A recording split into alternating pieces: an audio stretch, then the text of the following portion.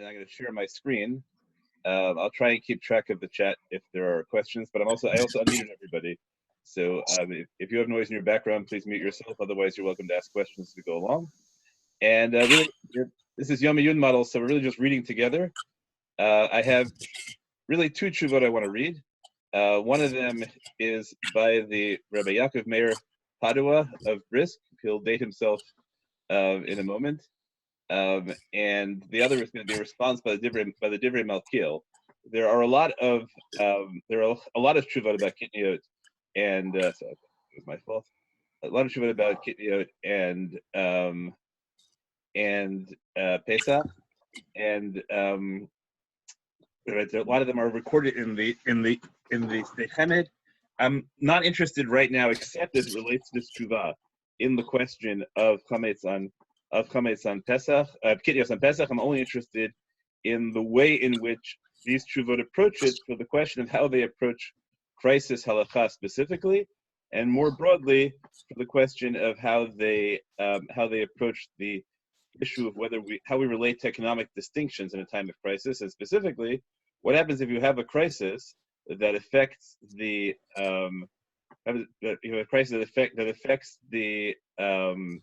that affects the poor but not the rich. Okay, wonderful to see everyone here. Okay, so here we go. This is Rabbi Yaakov Meir of Padua in Brisk. As we'll see in a moment, we're in the year 1852. And this is before the Soloveitchik dynasty, right? This is the prior rabbi of Brisk. So here's what he says: Ashir she'iluni. So they asked me. Latir lehem b'shana zu taf reish yud bet. Okay, so taf reish yud bet tells us that we're in 1852. The Chag HaPesach, something called bublech. Right, so he wants to imagine something called bublech. I don't know what bublech are. I tried to find translations of translations, and it ends up with nothing useful at all. It's just a translation. People just give me a translation of kitnios. So I'm going to leave his definition. His definition is shehu midnei kitnios, which is a kind of kitnios. Okay. So this is a this is a form of kitniyot that in our country everybody already agrees is usher. So this is no longer a controversial form of kitniyot. This is not peanut oil or things like that. This is something that's equivalent to rice. Okay. I'm actually going to mute anybody unless people ask. Does that make sense? Start 1 second. With that, no, okay. I apologize. I'm not good at technology. If you have noise in the background, please mute yourself. Okay. So he says, so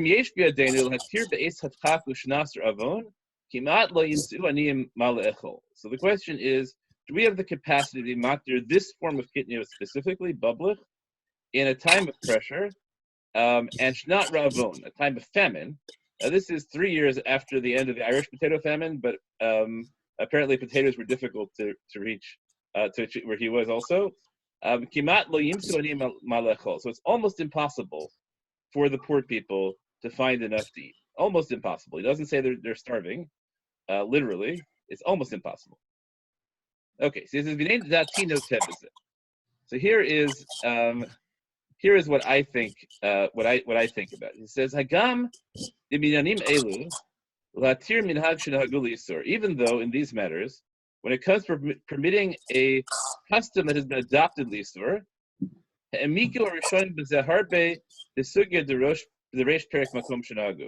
so this question of whether you can be matir a minhag isur, Rishonim engaged in this in depth in the beginning of the 4th parak of Psachim. Berov Rishonim shavim b'davar, and most Rishonim agree the b'davar shenagu mishum siag o precious begeder mitzvah ein koach enel hatir afil al yidei charata. Okay, so this sets up a whole set of parameters, right? So the first of all, he says what we're talking about here is a minhag, and we're talking about a minhag that was adopted because of some kind of religious purpose, siag or precious or geder mitzvah, right? It's not a meaningless minhag. It's not a minhag because of something positive, really. It's a minhag that's designed to prevent you from violating something. And that's exactly what kitniyos is. And he says if you look at the Gemara and Reish Pesachim and the Rishonim of that, they'll all tell you that you cannot be matir that, even if you regret having adopted the minhag. Okay, so minhag is a kind of neder, and normally a neder can be undone retroactively, or at least going forward the whole debate on the basis of regret that you made it. That does not apply to a minhag mishum precious. Now, what's he talking about? The sugim pesachim. The sugim pesachim, and let's take you up to the beginning of the source sheet. Here's the sugim pesachim. B'nei Baishan nahug lo havi azlin mitzru l'tzidon u'malei shabsa. So the men of Baishan, which is the debate whether it's a family or a place, which has all sorts of implications for how we treat hilchos minhagim, had a custom that they wouldn't travel from Sor to Sidon by boat on Friday because it was unshabbostic to take a boat trip before then for whatever reason. That's the whole machloket now dealing with the cruise ships. Asu b'nayu kamed Rabbi Yochanan, so their children come before Rabbi Yochanan, a generation after the people who took the original minhag. Amrlo, and they say to Rabbi Yochanan, Avhasin efshalu, our ancestors could keep this minhag of not going to Sidon on Friday. And Rashi says why? Because they were himanam neshuk. Our ancestors could avoid going to market on Friday, shashir mayu, because they were rich. Anan lo efshalan, but we can't. Rashi says we can't because it's economically impossible. Amar Lahu, he said to them, for kiblu v'seichem aleichem, your ancestors already took this custom upon them. So whatever the kind of minhag is, and that's a matter of controversy, it sounds like that if people took a minhag and then that minhag becomes economically unsustainable, that's what they say, lo efshalan, that nonetheless you can't be matir the minhag. Now we could respond by saying, and obviously that maybe Rabbi Yochanan simply didn't believe them, lo efshalan, but as opposed to telling him, I don't believe them, he said, you have to keep your minhag. But straightforwardly in the sugya, if we're naive and we believe everybody, so we say, look, they said they can't do it, and we said, okay, you can't do it, but tough. Okay, so based on that, we go back to the Marim. The Marim says that based on this, we agree that if you if you adopt a minhag, mishum siag or precious begetter mitzvah, which Kitniyot certainly is, it's supposed to be a way of preventing you from eating chametz on Pesach. So just because we look at it now, we say, wow, we would never have made this Isser of Kitniyot, accepted this Isser of Kitniyot, if we had known that we would come to have for the poor to have no food. That doesn't help. Okay, so here's the Marim Brisk comes in and puts his own first thing. He says, Nir lanios dati. It seems to me, dehemelo dibru rak lahatir lachalutin, ulahatir hagzera legamre. That all the Rishonim treating that sugya b'nei Baishan, that was because B'nai Baishan asked for the custom to be completely undone and for them to now have absolute permission to travel on Fridays forever. But if you're talking about temporarily relaxing it, so that they're not talking about at all. Okay, so let's open it for a moment and tell me, how do you react to this idea that if we adopted a minhag, so it's true that we can't undo the minhag, but we can just say, you know what, for the next 6 months, that minhag doesn't apply. Does that seem to you like a reasonable description of Halakhah the way you know it? People are welcome to jump in at this point. Where does the whole concept of being matir for like a period of time come from? That's right. That's a great idea. Where do we ever have a notion that you can suspend the neder or a minhag? That to me is like one of the astounding things of this trivia. I have never heard. I don't know any other context of where that appears. I'd love to research that. I don't know the answer. Okay, anyone else?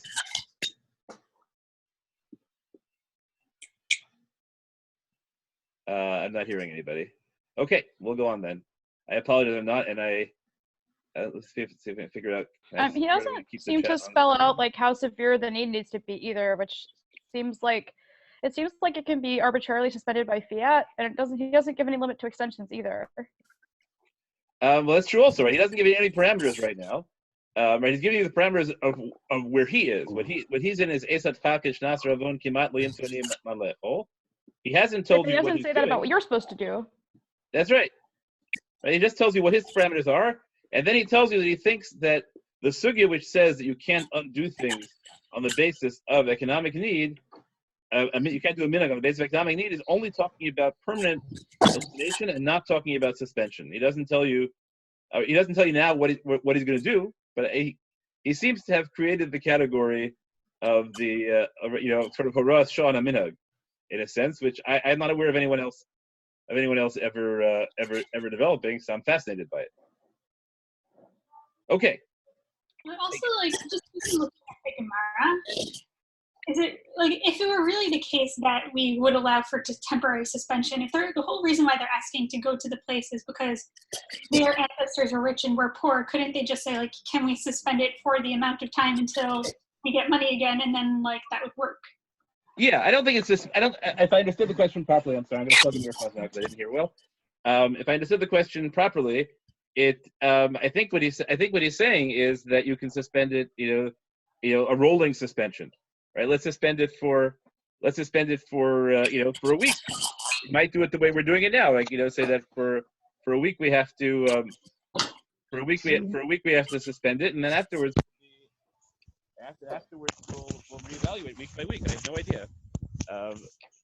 I'm not aware of any model for this, and I haven't seen it being picked up. So that's something that I'd love research on. As people go look afterwards and tell me how you if you have precedence for this idea of suspending a minhag without that the minhag will go back to normal as soon as the crisis is over.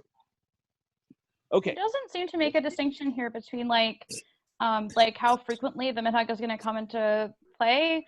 Like something like Kitniyot, which only recurs like once a year, it seems to me is more likely to like have a rolling suspension work because like there's distance between the two times. But when you've just spent like the last year keeping being willing to travel Shabbos, and now you're being told you have to go back to it again because you have enough money, that seems less likely to work. Yeah, there's lots of good reasons. Okay, good. In terms of a model. He doesn't make a distinction. Aditi, you want to say something? But some of that. In terms of a model of Horas Shah for a minhag, right? There is Horas Shah for a Zeira, right? When the Rambam talks about being Mevatel of an earlier Beis Din, he says you can't do it if they're Gadol b'minyan u'v'chachma, but if it's for a temporarily, you can do it even if they are Gadol b'chachma. Okay, so the word Horas Shah, you can do Horas Shah for anything. Probably Kal V'chomer, you're right? If you can do Horas Shah for D'oraisas, the Rambam says, if you can do Horas Shah for D'oraisas, then obviously you can do Horas Shah for D'Rabbanans, even the D'Rabbanans that you can't be Mevatel. So Kal V'chomer, you can do Horas Shah for a minhag. I agree with you. But I'm using the word Horas Shah as a description of what happens, that it's temporary. But the mechanism, he thinks, is not Horas Shah. The mechanism he thinks is normal Halakhah. Normal Halakhah is that you can't, right? He thinks under normal Halakhah is, it seems, that when a minhag becomes economically very difficult and people just want to break the minhag temporarily, then you're okay. Which is a wild idea. Okay, more wild ideas coming. I'm going to cut off conversation for a moment and let's read his next wild idea. Okay, he says, well, Lefi Aniyos Dati, okay, right? Lefi Aniyos Dati, right? He has two Aniyos Datis in 4 lines, and many of you know, right, that I learned with my first Beis Yitzchak article that they made me take out all the Aniyos Datis because they thought I didn't have that many Chidushim. So Aniyos Dati always means, right, usually means you have a big Chiddush. So his first Chiddush was certainly a big Chiddush. Here's number 2. He says, Afak Zeresh Gazer Rabbeinu Zal. This is not, what he said so far applies to Minhagim. But now he says, even to Rabbanans, Kimo Dmai, like the prohibition against eating things you're not sure that have had Meiser taken from them. Shegazru Chazal v'nispashit b'chol Yisrael. That Chazal decreed and it was accepted by the whole Jewish people. Afal Pikain, Amru b'Mishnah, Ma'achilim aniyan Dmai v'achsaniya Dmai. Okay, so the Mishnah really does say this. You can take a look and come see it. The Mishnah Dmai Perek Gimel Halakhah Aleph says, Ma'achilim es aniyim Dmai v'achsaniya Dmai. So you're allowed to feed the poor and your guests stuff that you're not sure Meiser has been taken from. Okay, so now he makes an amazing, far-reaching conclusion from this. He says, Alma Kol gzeras chazal lo haisa davar bechli. That teaches us that all the rabbinic decrees are not blanket.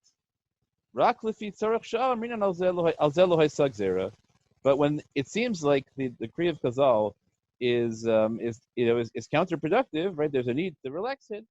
Amrinan al zeh lo haisa gzera. Then we just say, oh no, they never made it the decree in that regard. Okay, so this is right. So A is that minhagim can be relaxed temporarily, and B is that zeres chazal, you don't even have to relax temporarily. It's not a relaxation; it's just a claim. They would never have intended this, and we derive this because look, the Gemara says here's Demai. It's a class. The Mishnah says Demai is a classic drabanan, and yet they say you can feed the poor Demai. So obviously that's just the way of all the rabbanans. And he goes on. He says more rayas, right? Let's not react to this raya until we see all his rayas.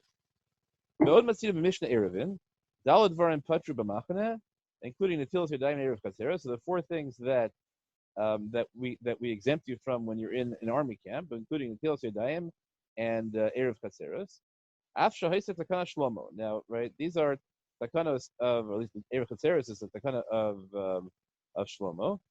Levada takana Shlomo b'stam haisa, and when Shlomo made the takana, he presumably just made it, a blanket gzer. You must do this now, right? Not that you must do it only in these circumstances. And he says, and when it says that they exempted you in a machane from these derabbanans, it can't mean because it was dangerous. The bezelomari, that can't be what the Mishnah is talking about. The becholo is certain shabbatori because you wouldn't have to say that, right? Any circumstance is pikuach nefesh. Now this is not a good raya, because you can just say that the chiddush of the Mishnah of Halakhah is not that these things are mutter pikuach nefesh. Of course, they are. The situation is that you can treat any situation in an army camp. Doing these things is a pikuach nefesh issue, but that's not what he says. Right? So he says that elavadai delomari b'inyan sheyesh ben pikuach nefesh rakshu shasat chak. So it must be they say army camps are not pikuach nefesh, not to wash your hands. Maybe the other way around, as we know now. But rather it's just shasat chak. So since it's shasat chak, so that teaches that all derabbanans are mutter b'shasat chak. Right? And here he says it. Ve'alzeh amrinan dechol gzera shahisa bistam. Any sorry for the typo. Any rabbinic decree that was made without any qualifications, mistama lo nigzer gzera zu al shasat chak asher yuchlu lavo lidei ravon.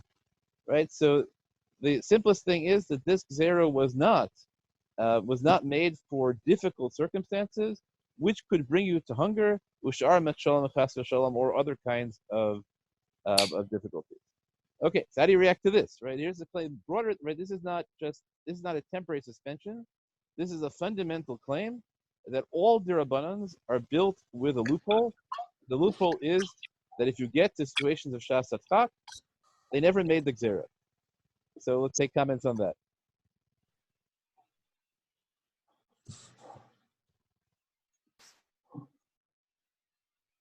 What is it that can you repeat that? Sorry. All derabbanans have a built-in loophole, which is except for shasat chak. What is that?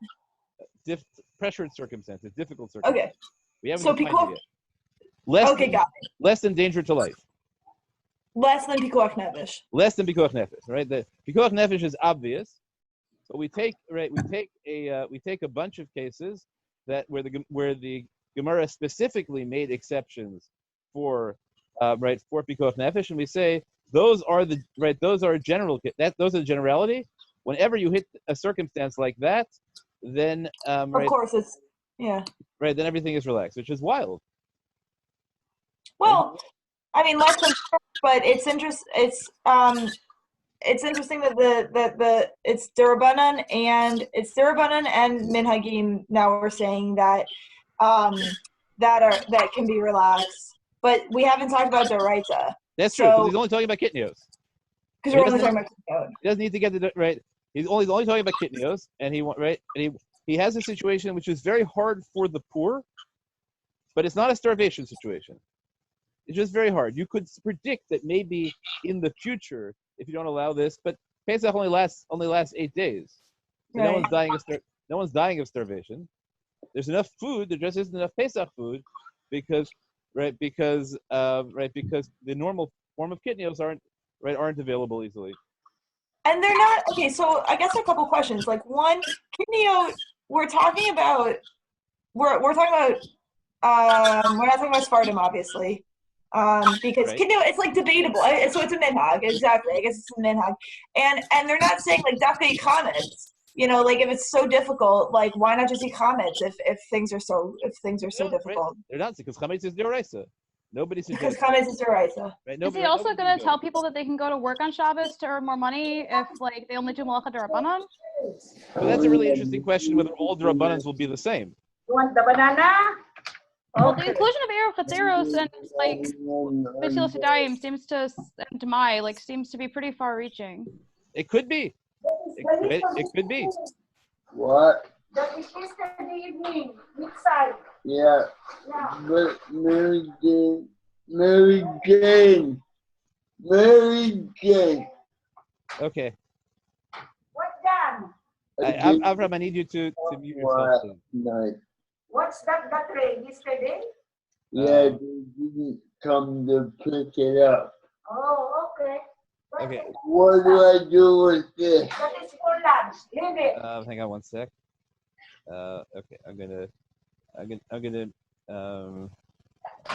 mute alt for now. Okay, we'll go on. Okay, great discussions. Okay, you can unmute yourself if you want. Okay, so let's go on and see his proofs. He says v'kama pamim matzinu b'shas she'eshivu chachamenu ein shas hatchak raya.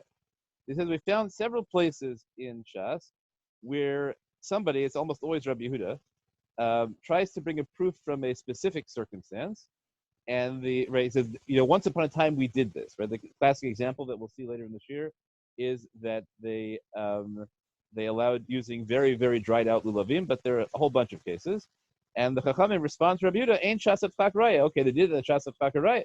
They did it in shasat chak. That doesn't tell me what we can do in ordinary circumstances. But so he reaches another far-reaching thing. He says, "Alma, the lekel melaf shum din mishasat chak, the mishasat chak kilu b'zeh." So he says, look, that tells you that the halacha in shasat chak has no relationship to the halacha in ordinary circumstances. Why? Because we know that the halacha in shasat chak is always that they're lenient. Okay, that also seems to be a very far-fetched thing. To say that you can't prove anything from shasat chak doesn't mean that you know what the halacha is in a shasat chak. It just means that if you find a kul in a shasat chak, that doesn't prove that that halacha is that ordinarily. So he's making these huge jumps. Now he makes one more huge jump. He says Ugzeras mor hagolos zichron livracha. So the last thing he talks about is the decree of Rabbeinu Gershom. I believe he's referring to the decree against polygamy, or no, he's actually referring to the decree against divorcing women against their wills. Shagaz Rabbeinu Gittin. So Rabbeinu Gershom Margola made a decree against divorcing women against their will. He says, actually, even though he says Binyan Gittin, I think he's talking about polygamy. You'll see in a moment. Gzera chamura ma'od, that's an extremely severe gzera. Ad shayu kofin mipnei zeh lahotzi, that because of this decree, we compel men to divorce their second wife, even though they don't want to. B'nogea b'dvar isur d'oraisa, and that, right, since we all know nowadays, right, of all the crises of in the Israeli rabbinate system and the American, right, all the aguna issues, that we are terribly afraid that if you coerce men to divorce against their will, that you're actually creating an isur d'oraisa for the woman because she's still married. Despite that, right, Rabbeinu Gershom says that there are circumstances where we force men to divorce their wives rather than remain polygamously married.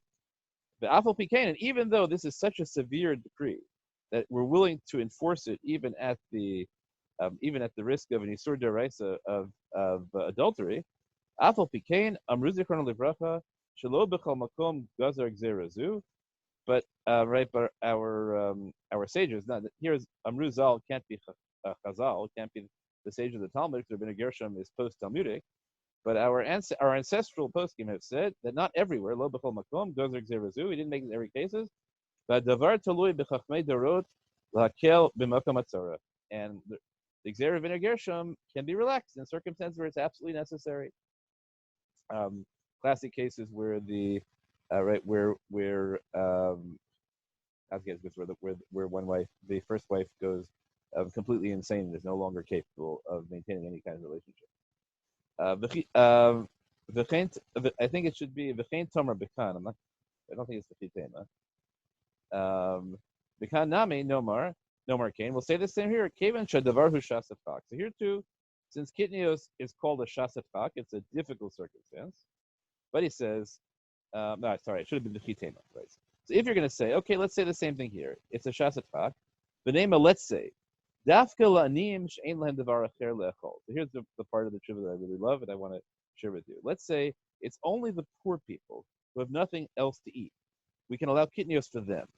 Avalola balibayas or ashirim, but not to middle-class people, to burghers, and certainly not to the rich. His response is, ein nachon la'asot kein. It would be wrong to create this permission only for the poor and not for the rich. Why?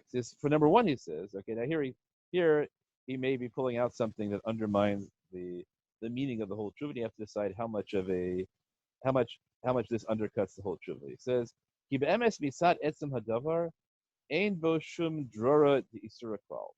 The thing itself, okay, the eating kitnios itself, it has no drora de'isura. It doesn't even have a tinge of intrinsic prohibition. This is a challenging notion because he began by saying there's a minhag that has spread throughout Ashkenaz. We don't eat it, but now he tells you mitzad etzem hadavar, right? In terms of the thing itself, the essential thing itself, ein bo shum drora de'isura. It has not even a tinge of prohibition, klal at all. Rak lifnei eze tam shehayalem sheyavo lidei tos o shar dvarim. Right? If I got that abbreviation right. Rather, it's for whatever reason that they decided to ban this because it might lead you to something else. So here he makes a distinction in kind between prohibitions that are prohibited because they're a lot. They really feel like the prohibited thing, and so it feels like there must be something wrong about it. Just the law has to draw a boundary somewhere, so the Oraisa boundary was drawn here and not there, or where even though there's no Oraisa law, but we think it violates an ethical prohibition, but here there's nothing intrinsically wrong at all. It's just there's some rationale they had for prohibiting it. And here he tells you V'ayin Pri Chadash Siman Tafnun Gimel. To see what he's talking about in terms of kitnios, you should look at the Pri Chadash. So let's actually take a look at the Pri Chadash. That should get you up to page 2 of the source sheet if you downloaded it, I think. Here we are. So the Pri Chadash, the Shulchan Aruch says, right, he gives you a list of things that you could be yotzei matzah. And he says things that, right, but avalo ba'or is a sharmina kitnios. You can't make rice matzah or other kind of kitnios matzah. And also those things can't, right, those things you can't be yotzei matzah with, inam ba'in l'dechimutz. They can't become chametz. Therefore, mutar lasos mi'am tavshil. You can cook with them on Pesach. So Ramah says hagav, right, but v'yesh osrim, but some people prohibit cooking with kitnios on Pesach. The minhag b'Ashkenaz lahachmir, and the custom in Ashkenaz is to be stringent. Ve'ein l'shanot, and you should not change that minhag. Okay, so now this the Pri Chadash says, v'yesh osrin, some people prohibit it. Afal pisha davar pashut b'shas lahatir, even though the Gemara is explicit that kitnios are mutter. Mikol makom asrum mishum dedagan masik dera v'kitnios masik dera gzera ha'atuha. Right, so the Pri Chadash says, but they made gzera because it's things become too similar. But now the Pri Chadash says something additional, and this is what the Maharim is talking about. This is V'zet Tema. What do you mean we made a gzera because you might come to eat chametz? Shachar shenistam haTalmud shenigzor gzeras midatenu. Where do you get this idea that you can make rabbinic decrees on your own after the Talmud? Right? That we don't do that. No one has authority to do that. He says, so how did these yesh osrim, right? So the Pri Chadash thinks that the whole idea that there's a decree about kitnios, and which, right, the Ramah's language is very careful. Or if you go back up, he says the yesh osrim, and some people prohibit, and the minhag is to be machmir. So the way that the Pri Chadash understands this is that there were people who there was a decree, and then not everybody adopted the minhag of keeping the decree. That seems to be the way he's framing it. They said, but where did the idea of a decree come from at all? So he doesn't have bread. Of course, you can adopt minhagim. That's why his language is very precise and careful. He says, "Umatsasi lahem." I found for them smach. I found a basis for the people who think there should be such a decree. From what we say in the Gemara and Kosha, where Rav Papa allowed the burdiki of the Beirish Galusa to make some kind of dish made out of chasisi, which is some kind of kitniyot, and Rava says, "Ika deshari b'hai milsa bedukta d'shlichei avde," and Rava is astonished by Rav Papa's permission. He says, "Who allows this in a situation where there are lots of slaves around? Slaves are famous for the these are Gentile slaves. Not going to get into the issue of the history of slavery right now, but they're noted for their unconcern with certain kinds of halachos. All right, so Tosfos explained that chasise is a kemach shel adashim. Sorry, it's a lentil flour. Alma, right? So we see from here, alma afilu dehavi mini kitnios. So you can see even in the Gemara, even though lentils are a kind of kitnios, kevan de avdi mizalzlin de mitzvos, since there were slaves who didn't take halacha carefully, ein lahatri lehem, they didn't allow them kitnios. Okay, right, and right, another Gemara in Beitza where we something that right we're grinding with a small mortar should be mutter on yontiv, but if there are slaves around who will deem as right won't take halacha seriously, remember that also. So now he says, okay, so we know we have this precedent for kitnios being usher in places where there are people who don't take halacha seriously. Now the Pri Chadash continues. Va'idna, and nowadays, she'ein doros mitukanin kimo hadoros rishonim. So nowadays, where we are not as good as our ancestors.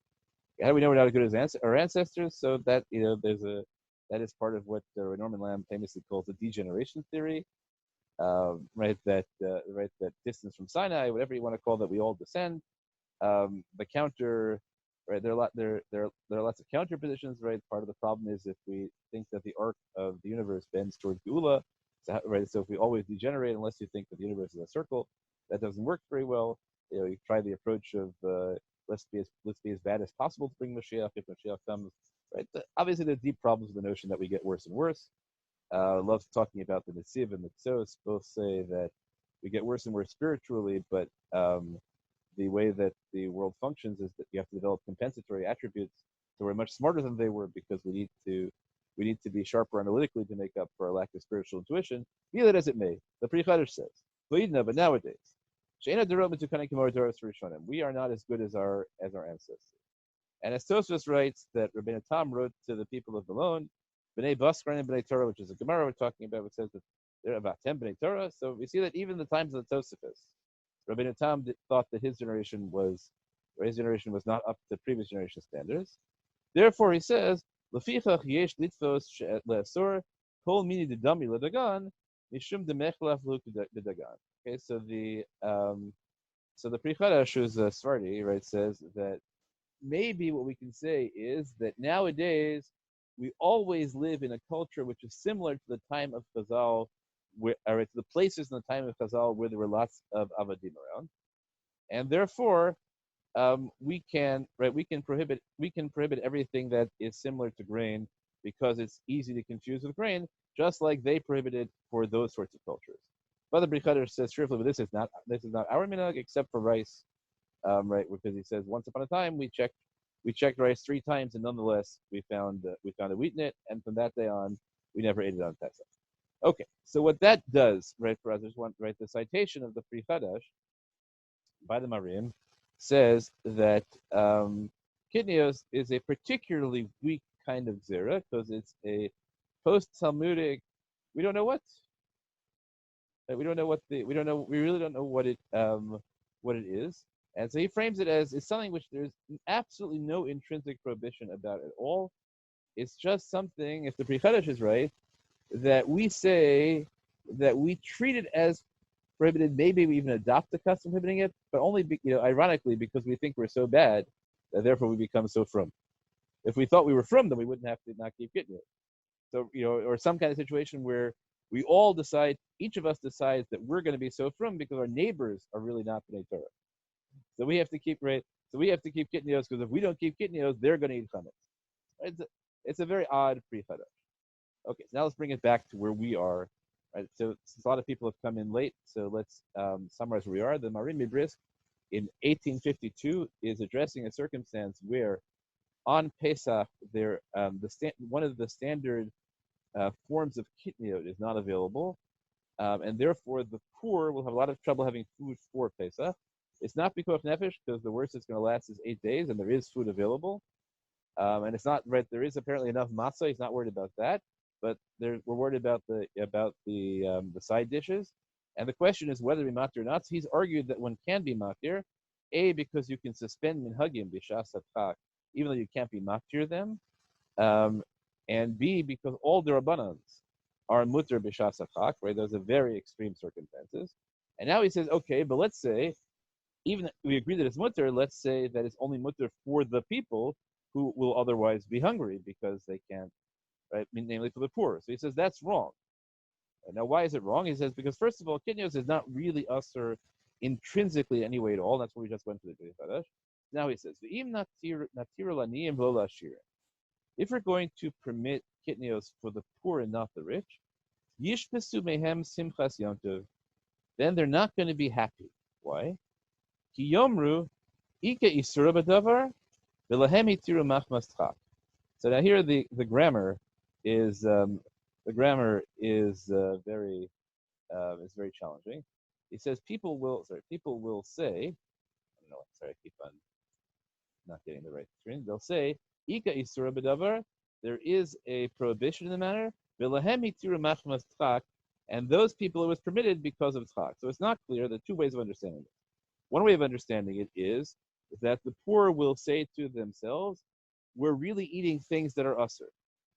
So the only way to stop the poor from believing that they're eating things that are usher is to tell everybody you can eat it, right? So the Yomru is the poor people themselves. The other possibility is that the reason the poor will be unhappy is that other people will look at the poor and saying, right, we only permitted it for them. So whether it's the poor people for themselves having a consciousness of Yisur, or other people saying it's usher, and remember, from his perspective, what he says is this is something which is not really usher at all. So if we ever permit kitnios to you, kitnios is something you should feel no guilt about eating when it's mutter, because there might be some things, like maybe, right, we can talk about, right, if you eat treif because you're sick, so there's a twinge of guilt maybe because you're still eating something usher. It's mutter for you, but the chefza, the thing itself, is still usher. But kitnios, there's no isser at all. But what will happen is people won't be happy on Yontif because they'll think there's an Isser, or because other people will think there's an Isser. The Manu Mehem Simchas Yontif, so the poor people won't be happy on Yontif. So now the reason we're being Matir Kitnios for the poor is because they'll be hungry. And the reason we Matir Kitnios for the rich is that we don't Matir Kitnios for the rich. We're going to prevent Simchas Yontif for the poor. Okay. We found in Chazal that they're afraid of this kind of circumstance. What kind of circumstance? If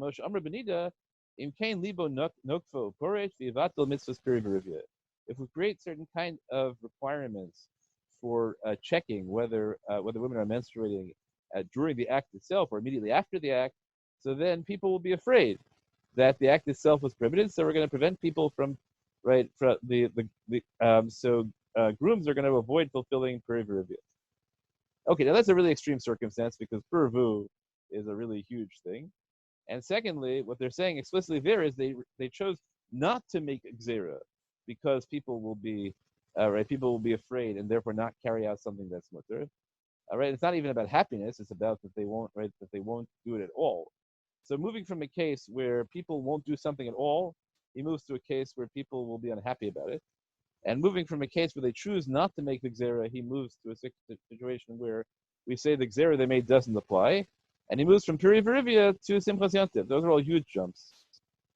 It says, V'chein kan, here too. Im natir lehem levadam, if we allow only the poor people, and I confess I did not figure out this abbreviation. So anybody can figure this out, I would love it. So the poor people will leave nokvam bezeh. So now he tries to at least cover the first one. Their hearts will pain them about this. And so they won't eat the grain that we've just allowed them. And therefore they won't be happy. L'chein dati note lahakel b'shas halakhah. Therefore, his conclusion is that we can allow these bublets, which are ordinarily kitnios. And by the way, we should say he's not allowing all of kitnios. You're just saying there's a particular form of kitnios, right, that he's allowing. And he says, but in order to allow this particular form of kitnios, so first he says this form of kitnios is universal, right? The easy way out would be to say, not everybody agrees this is kitnios. He says, okay, but in our time, everybody agrees this is kitnios. So, right, so in order to allow that, he then says, that because minhagim can be allowed temporarily, and kitni and zeros are always mutter b'shas halakhah, and kitnios isn't a real isser either, right? So really, we have a three-pronged thing. Kitnios isn't a real isser, but whatever kitnios is, if it's a minhag, we can commit it temporarily. If it's a drabanan, we can say they never made the gzera. And then you'll tell me, but all those things should only be true for the people who really need it. Shas halakhah should be judged subjectively. Is it a shas halakhah for you or not? He says, no, that would be a problem of simchas yantiv. So now the issue is, do we think that anyone can violate any drabanan because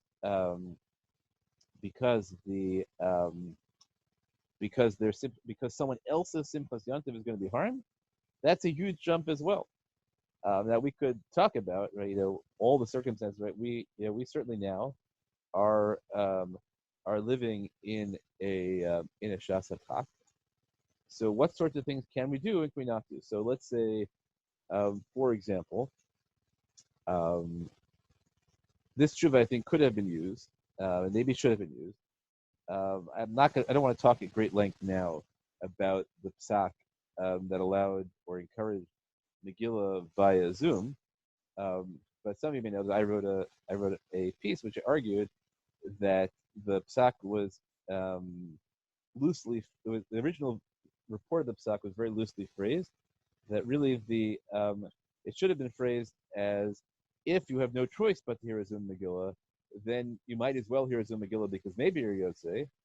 But if you have the option of laning for yourself, obviously you should lane for yourself. And if you have the option of staying in shul, but we hadn't yet imposed the bans on all gatherings, then you should, right? If it was safe to go to shul, you should go to shul.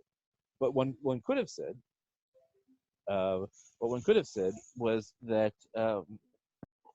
Sorry, I'm about to lose power. We'll break for a moment while I fix that. Yeah, okay. So so we could have said was that really, we could have said the reason we have to, maybe that was the basis of psak, and maybe I was wrong if we take this tshuva as dispositive, that because we're really worried that the people staying home, we could say the people staying home were worried they're not going to listen to the Zoom thing, and they should. That I think is not such a huge concern. We could have said that the people staying home will feel, even if they listen to the Zoom, they'll feel that they're not Yotzei, and that will impinge on their Simchas Purim, or on their general psychological happiness. Maybe we go beyond Simchas Yantiv and say that that we do this for just for general kind of happiness, and so we have to allow people the violation of we have to allow other people to listen to Zoom. We have to pretend that Zoom is perfectly fine, because otherwise the people who have no choice will feel bad about being Yotzei that way. That I think would have been a very interesting argument, and maybe it was implicit. We'll talk in a different year, not this one, about maybe whether we could say that even though under ordinary circumstances Zoom is not sufficient, maybe in a shas halakhah, we'll even see that later in this year, I think, a little bit. Maybe in a shas halakhah, it's perfectly good according to everybody, even though in a non-shas halakhah, almost everybody would say you're not even Yotzei at all, you don't fulfill your obligation. But for this purpose now, I want to take this argument, right? His claim is that there are circumstances where something is mutter because it's a shas halakhah for the poor, and therefore you have to allow it for the rich, lest the poor believe that it's not really mutter, and that infringe on their simchas yantiv, either because they won't eat, which is what he says explicitly, or the two other possibilities I raised in his language in the earlier statement, which is that they'll eat, but they'll feel guilty themselves, or they'll eat, or they'll feel bad because other people are pointing at them and treating them as people who are violating halakhah. Okay, so at that point, I'm going to stop for a moment and let's take comments, which you can also do on the chat, about about whether you think this is good halacha or not. Do you think this is a joy that people care about the poor and the rich in this way that they think you have to matter things for the okay, Tzvara thank you. I can see you raising your hand. Okay. Oh, I figure I would do that because anyway, so two things. Like first of all, it seems to me that like he doesn't really want the poor people to believe that it's mutter. He wants them to believe that it is as mutter for them as it is for everybody else, because if he really wanted them to believe it was mutter, then he would allow Kitniyot all the time. He wouldn't just allow it this time. Well, I guess the question is, how how unsophisticated or sophisticated do you think your laity is? Right. He wants, right. Can people handle the notion of Kitniyos being mutter now? I think he thinks they can handle that. Kitniyos is mutter this year, or this form of Kitniyos is mutter. I think he even thinks they can handle this form of Kitniyos is mutter, but that isn't, right? You can eat, right? Right? Or is he?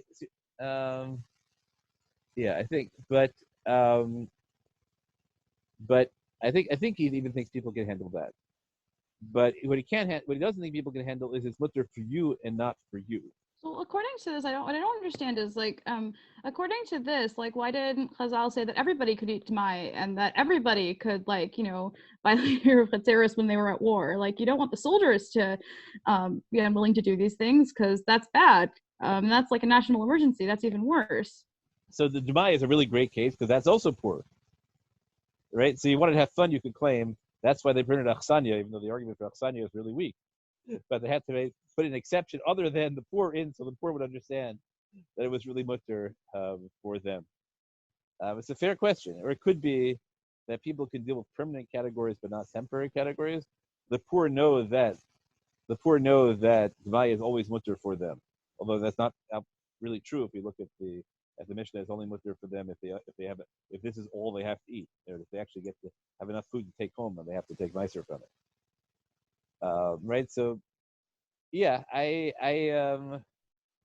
it's hard to find the exact category. On the other hand, I do think that it is. Right?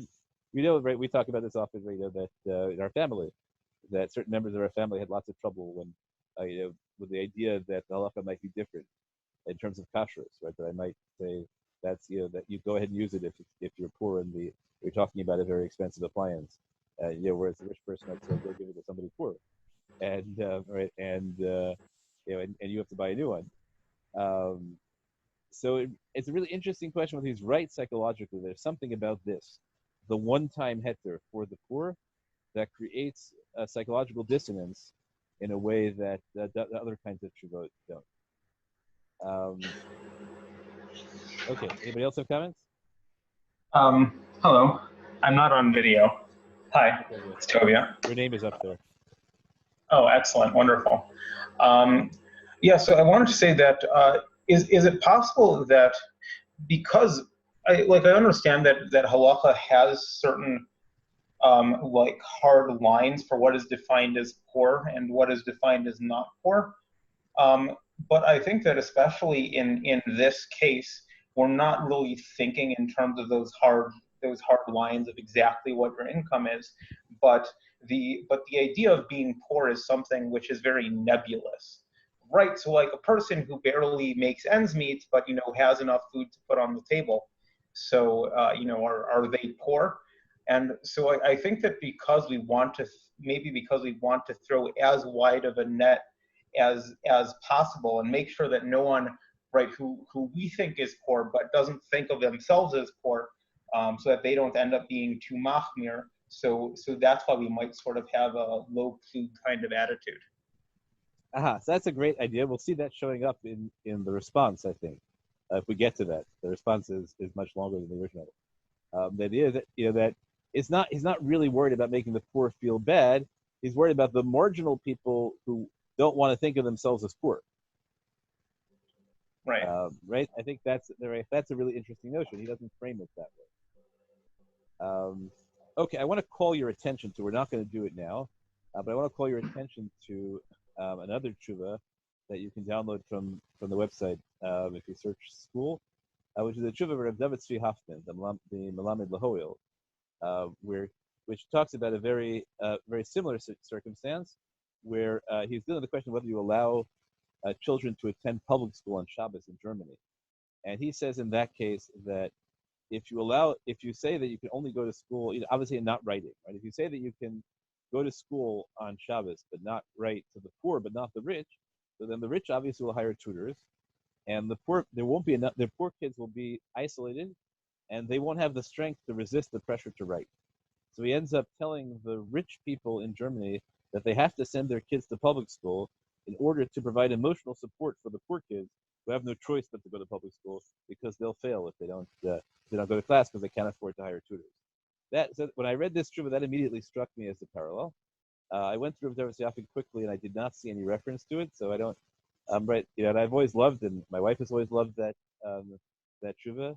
But again, I have to think about like whether it's whether that really is a broad public policy. And I think that the issue we have to put it in context is it's not poor and rich is one example, but let's say my wife made this argument to me. It makes her with some regularity to me, talking about disability and let's say Shabbos elevators. Right. So if you allow people with disabilities to take Shabbos elevators, but say that healthy people have to not healthy, say that fully able people have to walk up. So then what you do is you sort of create a stigma on the disabled and say that we allow things that really should be mutter for you. So my wife argued that if you allow Shabbos elevators, you have to allow Shabbos elevators for everybody. And I said we talked about this by Megillah. I could see some of you may have seen that there's a report there of Melamed has now been Matir Kaddish Yatom in a Zoom chat, which he's very careful not to call a minion because he thinks that there's no issue of bracha v'atala. And so you can see argument, but even the people who are saying Kaddish have to really believe they're saying that, right? There are all sorts of ways in which this argument could be used to utterly undermine all distinctions for rabbinic halakhah. On the other hand, it's really, really beautiful to be aware that that allowing poor people to do things that rich people can't creates a stigma. And then we have, he doesn't even seem to imagine the question, but you can immediately see, right? The first question that somebody's going to ask is, can I eat, right? Can I, rich person, eat at my poor relative's house? And they serve me kitniyot, right? Or do we mean that rich and poor have to be socially isolated if you don't, right? If you take his stock one or the other, or do we say no, rich people eating at their poor relative's house should pay for all the food, right? Okay, right, we can do that, but then obviously we'll have lots more boundary issues. Okay, so I wanted to present this tshuva to you because I think it's really amazing. On the other hand, I think that the arguments are so broad that it's really, really hard to think that those arguments per se can survive. But you might think, oh, okay, but you might think so that this tshuva is so wild that nobody would ever pick it up. So I want to tell you, right, that actually, the Marim Brisk seems to have been Rabbi Yaakov Meir ben Chaim Padua. You can look him up. Seems to have been universally acknowledged as one of the great figures of his time, and as we will now see the response from Rabbi Malkiel Tenenbaum, who's a later 19th century figure dealing with a much later, dealing with a circumstance 28 years later, and you'll see that he treats the Marim Brisk with extraordinary deference. And look and see that that there are in standard compendia. Right, so the Stei Chemed quotes the Marim Brisk, the Moedim Halakhah of Zevin quotes Marim Brisk. It's a fairly I had not seen the tshuva quoted for its broad statements, but its narrow statements it is quoted very frequently, and I think was followed in its time. So okay, so just be aware this was that this is not a figure who is dismissed, and it's not a tshuva that is unknown. Okay, so now let's take a look at the Divrei Malkiel, which I should warn you is much, much longer. Those of you who downloaded the source sheet can see that we're only on page 4 of 13. We're not going to get to go through the whole thing, and even as it is, I have excerpted it. And I'm just making sure this is the right file. One sec. This is the file which has this is the file with the excerpt. Excellent. Okay, now we're going to delete the screen.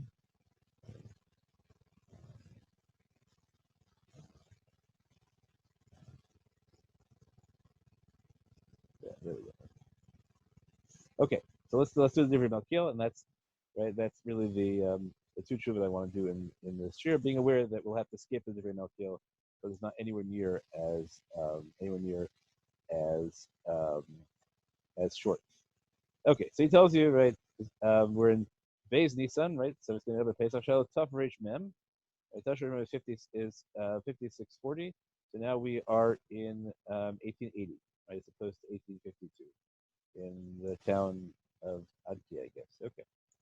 Bashir B'Shana Zu Hayokir Yamir. That's an idiom. No one really knows what the idiom means, but it means that prices have gone up a lot. The Gam Kasher Lahasig Tapuchei Adama. And also, it's really difficult to get potatoes. Therefore, in some places, people have just simply allowed kitnios because you can't get potatoes. You've got to allow kitnios. The gam po bikshuni lahatir lehem. Here too, people asked me to permit kitnios. That's why I set out to clarify this.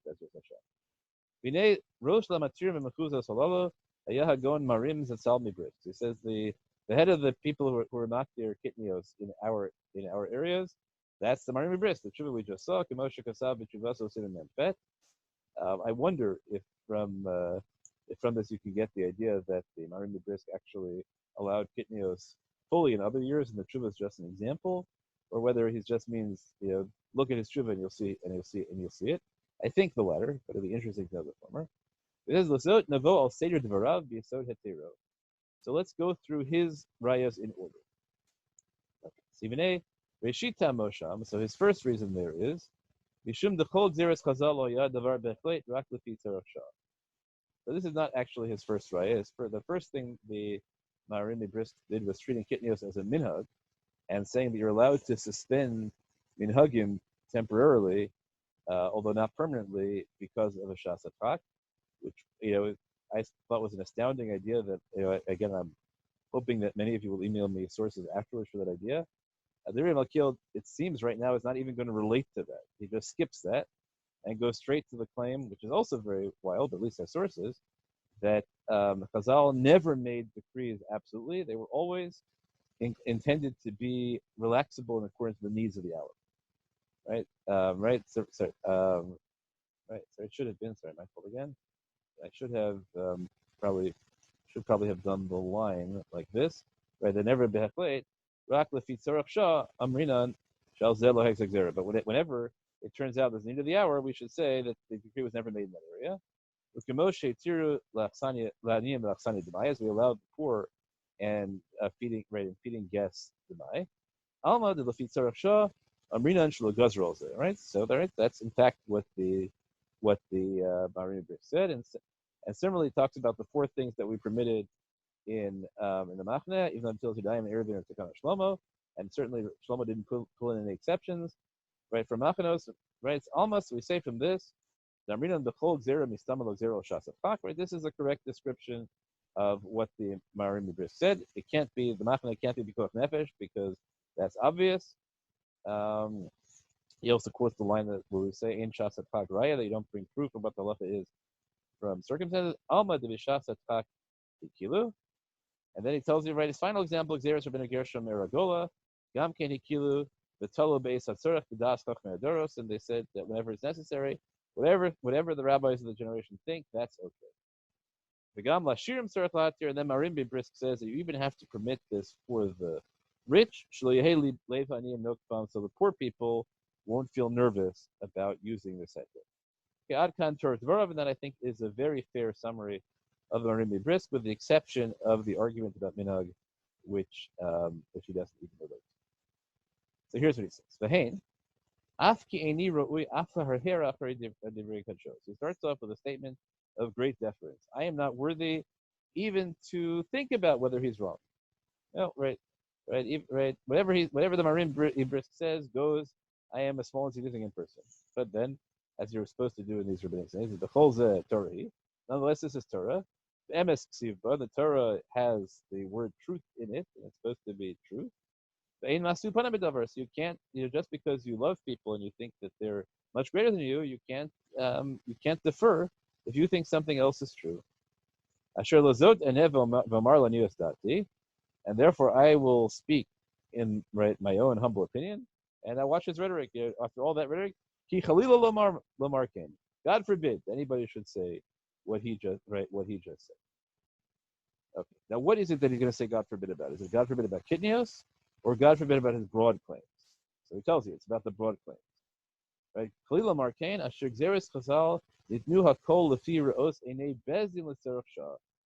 God forbid anybody should say that rabbinic decrees were given according to the opinion of every bezdin in the need of the hour. Now we should note, right, that the Marim Brisk never talked about who had the authority to relax the decrees l'tzerach shah. Is it the bezdin, or is it the rabbi, or is it the collective rabbis, or is it the individual person?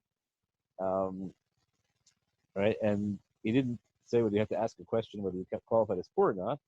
The Divrei Malkiel assumes, and I think he's right, that there had to be some kind of constituted rabbinic authority that would be able to relax it. So he says, which he calls bezdin, which I think is a metonymy for or is not a good representation of whatever you see as the constituted rabbinic authorities of the location, the tzarach shah. Right, he says, why is it chas v'shalom? Notein chas v'shalom yad lakel b'divrayim, and that God forbid would give a basis for people to be lenient about divrayim, about rabbinic words. And now he says two things which are quotes two phrases which are really interesting challenges to the Marim Brisk. There's a ki nasata dvarecha l'shiur. So nasata dvarecha l'shiur is a rabbinic idiom which says that when you make laws, you can't make them with too many qualifications, that require people to know exactly where they fit on a scale. That just doesn't. That's just impractical. Be a whole separate cheer about what nasata dvarecha l'shiur means precisely. I think that's a good shorthand. The Adarabba, and this is absolutely true. Nasina bekama makomos, we found in many places the lo plug rabbanan b'takanasam, that the rabbis sometimes just make decrees, and you might say the decree shouldn't apply in that circumstance. Yeah, it shouldn't apply in that circumstance, but we need to make the law, right? The law doesn't make distinctions. Okay, so that might seem to be a just dispositive, but it's not really quite dispositive, because we could say that nasata d'varecha shur and lo plug rabbanan b'takanasam are all rules where there isn't really an extraordinarily necessary reason to create exceptions. But obviously, all laws by their nature, right, draw boundaries. So you just have to draw the boundary more precisely. It cannot be that it's impossible to make distinctions within the law, because the whole nature of law is about distinctions. And in fact, as we'll see later on, there are circumstances where we do say, right, we say, most classically and often ironically, that when an unusual circumstance comes up, and we have a reason not, let's say when an unusual circumstance comes up, sometimes rabbis will just say, yeah, you know what, that wasn't part of the takana. Why don't we say lo plug? Because lo plug is one formal principle, and milsa lo shkicha lo gazra rabbanan is another principle. So you have to say, was this one of the cases where we say, no, you can't make distinctions, the rule has to be absolute, or is this one of the cases where we make distinctions? We have built-in distinctions. So I think while this is a reasonable argument about the tenor of the discussion, it's plainly not dispositive. So now we'll see if he has better proofs other than generalities. This is a very masina be'erevin chat aleph shemasar Rabbi Akiva nefesh al tzil zedayim. Right, so Rabbi Akiva in one place risks his life in order to do Natilas Yadayim. Amar kala over divrei chachamim michayev nisa mutav misas atzmin. There's this very powerful rhetoric, right? That if you violate rabbinic decrees such as Natilas Yadayim, you deserve death, and it's better to commit suicide than be subject to the decree of death for violating rabbinic decrees. Now he says, where does that happen? It's happening with Rabbi Akiva in prison. Right? And what he does, he uses his drinking water until he's dying before eating. And what greater tzarach shah could there be? He's in prison. He doesn't have enough water. Right? So that seems to suggest that rabbinic decrees obviously do apply, right, even in extreme circumstances. That even was pikuach nefesh, and yet Rabbi Akiva said he would be violating decrees. So now we'll say, hang on a second. Tosfos, right? Maybe it's too good a proof because it really was pikuach nefesh. So then obviously Rabbi Akiva isn't following the halakhah. Tosfos shusham The Tosfos say, what's Rabbi Akiva doing? If we allow Natil Zudayim in an army camp, then Kal V'chomer, when you're in prison, you're going to die of thirst otherwise. But Tirtzu de Machmer Latzmahaya. So they answered Rabbi Akiva was Machmer, he didn't have to be. Rabbi Akiva is not the halacha. Okay, if Rabbi Akiva is not the halacha, so then the Divrei Malkiel's proof is going to go out the window. But he says, but Sarachiyah. But I understand Tosfos' answer. If you're going to tell me that there never was a decree in circumstances like Rabbi Akiva's, Imkain, Eich Amar Rabbi Akiva alzeh, Kol Over Chayev Misa. If Rabbi Akiva is just machmir on himself, and really the rabbis never made the rule in that case, so how can he say Kol Over Divrei Chacham Chayev Misa? Right? You're not violating Divrei Chacham, you're fulfilling them. When he did Rashai Machmir Alatzmo, maybe we'll say you're allowed to be machmir. So there's a counter rule to being machmir on yourself, which is a rule that anybody who's exempt from something and does it is called a hedyot, which is either an idiot or at least a person who's not a sage. So right, that's whatever people want to scream about excessive chumras. So you always quote this line, right? So right, so let's say that Rabbi Akiva is in a circuit where he's allowed to be machmir, but nonetheless, right, and he said, quotes Birkei Yosef, obviously Rabbi Akiva wasn't in real danger, because if Rabbi Akiva was in real danger, then the Rambam would hold it as usher to be machmir. Okay, right, but the Tosfos hold it is, you are allowed to be moser nefesh, to risk your life for things you don't have to, so we'll just leave that aside for now. But however, chayev misa lo shayach b'zeh, given the shepater b'machnes. So how can Rabbi Akiva use this language if, in fact, there's no rabbinic decree at all? Okay, right. So here's how the Divrei Malkiel solves it. Therefore, it seems to me after machne lo gozru, right? Even though, right, in the machne they weren't gozer, you can't generalize it. You can't say because the Chachamim didn't require Netilas Yadayim in the machne, therefore, they didn't require Netilas Yadayim in any situation of Shas Chak, let alone go further and say, therefore, all the Rabbanans were relaxed in Shas Chak. All you can say is, there's a specific Gemara that says that the Gzeir of Netilas Yadayim doesn't apply in an army camp. And you can't derive from that, at least, he says, to any private need. A machne is a public need. You can't derive from this to a private need like this private need. And this is Rabbi Akiva's, why Rabbi Akiva is so praised. Because he could have said, hey, look, my situation is just like a camp. Rabbi Akiva, because he's a tzaddik, said, nope, they were only matir machane and not me, because in the machane, you could say, look, in the machane, the goal is for the soldiers to be able to fight. But he doesn't need to fight, he's just sitting in prison, so no big deal. So therefore, from Rabbi Akiva, we can say, Muchach Nizeh, Einal Rishtus Lahatir Davar Zeh, Masho Tzio Chazal Beferish, Latziu Davar Zeh, Masho Tzio Chazal Beferish, Michlal Zeres. I'm not reading this right, but we can prove from this that we don't have permission to permit anything which Chazal didn't explicitly exclude from their Gzera. I'm sorry if I'm not parsing the line correctly, but I think that's what it has to mean. Okay, so now this is a very far-fetched raya because it's perfectly clear that Rabbi Akiva is acting extra legally, as he in fact concedes it. The argument only from his rhetoric of kol over Misa, all we have to do is to say that he's taking it excessively literally, and Rabbi Akiva is saying, look, I care so much about things that are Rabbanan in ordinary circumstances, and he's responding in a sense to what the Marim Brisk said about Kitniyot, that there's no drora d'isura, but eating bread without Netilas Yadayim, that is a drora d'isura, because Chazal set it up as the right thing to do. So I think this is a very weak proof. Okay. But then he has, I think, which is a much more straightforward proof. He says, the Kain muchach mimash hutzruchu liftor b'machem Netilas Yadayim. Just say the Gemara says that they exempted a machane from Netilas Yadayim. Alma shematzmenu loyunim mekilim b'zeh b'shasat chak b'machane. So the fact that we need a specific text to tell us that you're putter from Netilas Yadayim in a machane tells you that ordinarily you wouldn't just say, oh, it's a shasat chak, so all the rabbanan are mutter. Okay, right. So the answer he gives you, which he says he understands that's not a great proof, because he says Achish Lomar.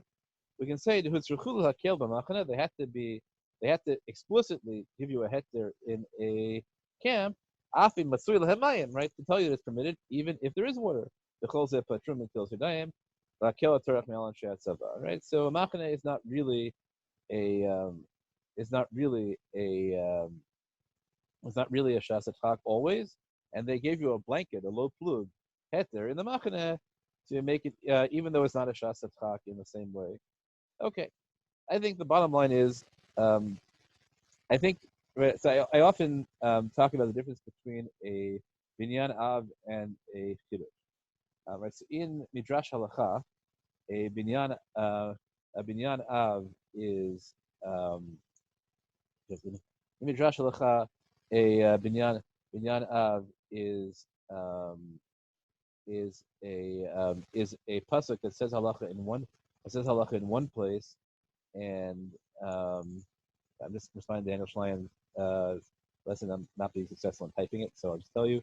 If you don't have them at Makart and you want to download them, you can go to TorahLeadership.org and search potato, and the thing that will come up will be this source sheet. Okay, so in general, but the Torah is not an infinitely long book, and so Chazal said that in order that general principles, the way you derive them is, if there's a general principle that is stated in one context of halacha, we assume that general principle that generalizable principle actually applies everywhere, unless it's counterintuitive. In which case it's counterintuitive, we say it applies only in that specific circumstance. We call applying it generally to binyan av, and saying it only applies in that circumstance is called a chidush. Now the difference between a binyan av and a chidush is solely intuition. Nobody has any, there's no boundary other than intuition to tell you what sorts of things you can have what sorts of things you generalize and what sort of things you don't. So here too, I think that the statement that we are matir the machane in Nitzil Zudayim in the machane, we can say, oh, binyan av, that teaches you. That's what the Arimi Brisk said, is that teaches me. That's obviously just an example of a general principle that applies everywhere, that all rabbinic laws are permitted in difficult circumstances. Or you can say, no, look, that's a wild idea. Why would I relax the rabbinic law just because times get tough? Because nevesh, that's one thing, but otherwise not. And so they told you in that case, only in that case. So that's basically the machlokas between Marimi Brisk and Divri Malkil here. The Marimi Brisk thinks that it's a binyan av, that, again, if we're not in the context of Halakhah, but drawing an analogy, it's intuitive, so therefore if they tell you it's true in one case that the Rabbanans are relaxed to Shasachak, that tells you really that they never apply in a Shasachak, and the only reason they said this case was to tell you that this is an example of Shasachak, and the Divri Malkil says that's ridiculous. Obviously, they told you in this case because it's not obvious in every case. Okay. Right, and Tosfos, who asked the question, think that prison is just like a machane, because, right, what are the parallels? She'eno bimkomo, you're not home. V'meid mokum masugan, and you're standing in danger. All right, that's why Tosfos draws the analogy. That's why Tosfos says, Tosfos asks, why is Rabbi Akiva doing this? Right, but the answer is, okay, that's not, that's only because he thought it was a specific analogy to machane. Aval hakel b'da'atenu b'shum gzera, but in any other gzera, right, or that gzera even, to just relax it because we think it should be, that's not true. Okay. So now he says, right, he says, right, that's stage one. Now he says, v'lechora yesh l'chalek, v'in sorech yochid l'rabbi. D'rak v'sorech rabbim hekila. He says, we could say, you know what, no, really the machna is just an example of sorech rabbim. Maybe we'll put the Marimi Brisk back up, that they relax the Rabbanans in all cases of Shas Chak that are sorech rabbim. And it's not obvious to me that the Marimi Brisk didn't mean that. And then we'll have a great explanation, because they were leading to the machane because that's Sarach Rabbim. Rabbi Akiva Shu Yachid Hechmer Latzkel, but Rabbi Akiva is an individual, that's why he was machner. So that will put the Marimi Brisk back in great shape, right? I think that's what he meant, that we relaxed the Rabbanas in a Shas Chak for groups, but not for individuals. But the different Al-Kil says, that can't be true, and he has a fascinating argument for that. He says, the Isav Yerushalmi is self-perikamid Erevin, the machane mikri asara, the zelo mikri tzorech tzibur. He says, no, it can't be we're going to distinguish between lots of people and individuals, because a machna can be as small as 10, and 10 is not and 10 is not enough to be considered communal. Well, kain tzarich lomar k'mosh kasafti, the b'machane anshe hatzava shenogea klalos ha'inyan lebikuach nefesh v'kiyum shlom ha'uma ekilu anshehem b'kol ha'efsharim. So now is an argument which I think that really is a dispositive disproof of the Marimi Brisk's proof, which is that a machane is not just pikuach nefesh, and it's not just a lot of people. It's right. It's a national issue, and he thinks it's nogea klaus in the pikuach nefesh v'kiyum shlom ha'uma. Right. It's about the maintaining national peace. So maybe even if you were to generalize it and say, okay, they allowed it in the machane because that was an issue of national security, that tells you nothing whatever about even cases of hunger. Right? That I think it's a pretty good argument to say that the case of the machane is so wildly exceptional that you can't bring any proofs anything else. I wanted to note his very clever phrasing here, which is kiyum shlom ha'uma, right? So he doesn't claim it's a matter of national survival. That would be kiyum ha'uma, but it's kiyum shlom ha'uma. It's the maintenance of national peace. So that's a little bit of a fuzzier category. And is every camp about that? Right? That's a whole interesting. What about secondary? What about training camp? Right? What about camp? Peacetime camps in the heartland.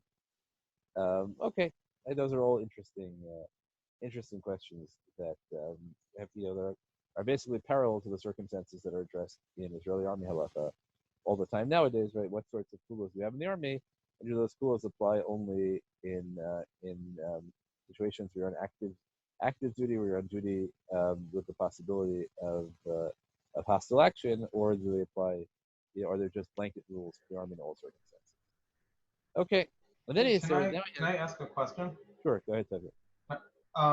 So are we entertaining the possibility that you might not be able to violate a rabbinic law for pikuach nefesh? No. What? Oh, right. Okay, but none of the soldiers are in specific danger. Right. Okay. So yeah. So right, then what are we trying to say about the case of Rabbi Akiva then? Right, because the case of Rabbi Akiva, are we still saying is a case of pikuach nefesh? No, he thinks it's not pikuach nefesh. He thinks it's one of these borderline cases where he'll be very hungry, but it can't be actual pikuach nefesh because he says, according to the Rambam, you're not allowed to risk your life for things other than that are not yehirig vel yavor, and therefore, according to the Rambam, Rabbi Akiva would not allowed to be machmir on himself in such circumstances. So because of that, he thinks, at least according to the Rambam, Rabbi Akiva must be in a circumstance where it is a grave hardship, but not pikuach nefesh. Okay, so that's what we're trying to figure out. If shas hadachak is something, if shas hadachak but not pikuach nefesh is doche rabbinic law. Okay. Yes. Thanks. So not this year, but if perhaps we have a sequel, we'll see that so what we set up now is we have basically a three-part. It's a hard switch. There's ordinary circumstances, shas hadachak, and pikuach nefesh. Right. What we may see in the subsequent year is people try very, very hard to subdivide pikuach nefesh into like really serious pikuach nefesh, shas hadachak. I mean, into really serious shas hadachak, not so serious shas hadachak, minor shas hadachak. But in this tshuva, so far, nobody has made any such distinction. Right? He's tried to make distinctions between, or he shot down the distinction between mass shas hadachak and individual shas hadachak, which he thinks is the Marimi Brisk is probably making and saying that. Even though you right, I think it's probably right. The Marimi Brisk thinks that individuals have to keep Rabbanan b'shas hadachak, but probably not obvious. But groups of people don't, and so he says there's individual shas hadachak, group shas hadachak, which he thinks is no different than individual, and national shas hadachak, which he thinks somehow is a bigger deal. But you're right, since he throws right, then he doesn't just leave it as national because he also says nogea l'pikuach nefesh v'kiyum shlom ha'uma. And anytime you throw in the word pikuach nefesh when you really mean shas hadachak, you're fudging. And I think your point is entirely right about that. But I think that the game we're playing right now, right? The issue is are Durabanans always mutter Bishas Atchak, at least for large groups of people? So I think you have to, right? I think that the problem is that that if you want to bring a raya from the machane, then you have to make it ordinary, and if you want to eliminate it, then you have to make it super hard. So the Arimi Brisk made it an ordinary case of Shas Atchak, and the Rebbe Malkiel has now made it a case of super Shas Atchak, and really it's an interesting intermediate case because what it is a very minor Shas Atchak for a very, very important group of people. Right? It's a very minor Shas Atchak for a group of people who have great national significance, and that's you can really treat that as a category unto itself. Well, I think I don't think that his use of pikuach nefesh here is fudging in the sense that this is the sort of thing. It's sort of like the soldiers being able to return on Shabbos. Mm-hmm. Right, so it's the sort of thing that on the level of policy, it's important for pikuach nefesh because in general you want to have everyone in the army be able to do things faster, to able to pick up on a moment's notice, whatever it is. And while it is the case that in any individual situation probably nothing's going to happen, right? But on aggregate, as a policy, in order to make things move faster, it is an issue of pikuach nefesh.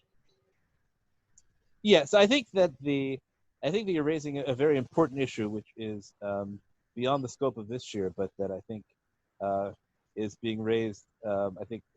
Being raised everywhere in terms of how we handle the entire coronavirus crisis, which is the difference between policy pikuach nefesh and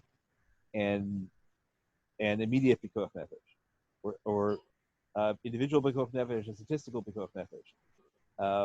So I'll mention briefly. those are shurim that I hope will also at some point be given, perhaps as part of this series. So there are two important distinctions there are two places where distinctions are made I think are really important. One is the Noda B'Yehuda about autopsies, where he tries to distinguish between cholel lefanenu, an actual patient, and a statistical possibility of a patient existing or will exist somewhere in the world. The Noda B'Yehuda tries to make that distinction, and I think it worked temporarily, but broke down in the age of instantaneous communication, and we need to see if there's any way of reconstructing that. The Noda B'Yehuda also distinguishes between, on those bases between immediate pikuach nefesh and sort of statistical pikuach nefesh, like medical training, and that distinction also is not clear it holds up in modernity. And then the counter principle of Moshe Tendler, an article in Kvod Harav, distinguishes between collective halacha and individual halacha, and the most important distinction he makes is that individual halacha doesn't think about statistics. So he argues like that if I can save somebody's life, even though somebody shows me, look, saving this person's life has a very high probability of leading to other people's death, so I still have to save that person's life. If it's a statistical issue, but a community is entitled to say that I'm going to choose to invest my money to even let's say to lower infant mortality 10 years from now, even if that means I have less money to spend on emergency rooms now. And so I think all those are really those are really important distinctions to make in the context of crisis and emergency halacha. I'm not up to them in this year, but to the extent that this becomes a series, those are topics that we definitely have to address. Okay, shkoyach. Okay, so now he goes to the second proof of the Marim. He says v'chein rayas marim midmai, right, feeding the poor dmai. He says nira pashut shemitchilo lo gazru al zeh b'aniyim v'achsania. Because here we have the basically inarguable approach, but it's where it's just tough to know what to do with this kind of argument either way. So Arimi Brisk says, aha, you see that they relaxed the gzera for aniyim. That must mean they always relax gzeras for aniyim. And his response is no, it's a special exception carved into that law. That that the gzera of it's not that they relaxed the halacha of demai for aniyim, it's that they never made the halacha of demai for aniyim or achsania. Okay, and he says he has a proof of this beferish in Rashi. Rashi says What is machil haniyim d'mayim means lo asru aleim. They never forbade it for them. So you have to decide how seriously you take that rhetoric. It really, there are people who, for whom that distinction is really always central in their mind, right? It's a parallel to what in Lumdus is called the Dechuyo Hutra distinction.